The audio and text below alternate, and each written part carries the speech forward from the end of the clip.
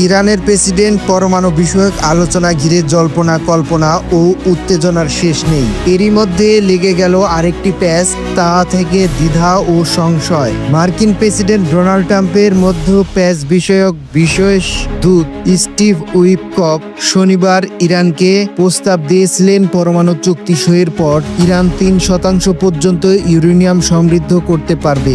মার্কিন সংবাদ মাধ্যম এক্সকিউজ সোমবার এই খবরটা ব্রেক করে, কিন্তু খবরটা ছড়িয়ে পড়ার পরপরই ট্রাম্প বিষয়টি অস্বীকার করেছে।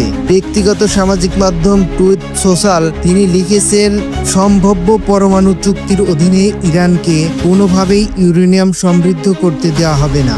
এই খবরও এক্সকিউজ প্রচার করে অন্যান্য সংবাদ মাধ্যমও। রিপাবলিকান ট্রাম্প এই অচল অবস্থার জন্য পূর্বসূরি জো বাইডেনকে দায়ী করছেন। ডেমোক্র্যাটদের ইরানকে ইউরেনিয়াম সমৃদ্ধকরণ থেকে অনেক আগেই বিরত রাখা উচিত ছিল। তেহরানও বরাবরই বলে আসছে পরমাণু কর্মসূচি শান্তিপূর্ণ এবং বিদ্যুৎ উৎপাদনের জন্য জ্বালানি সংরক্ষণ করছে, এতে লোক ছাপানোর কিছুই নেই।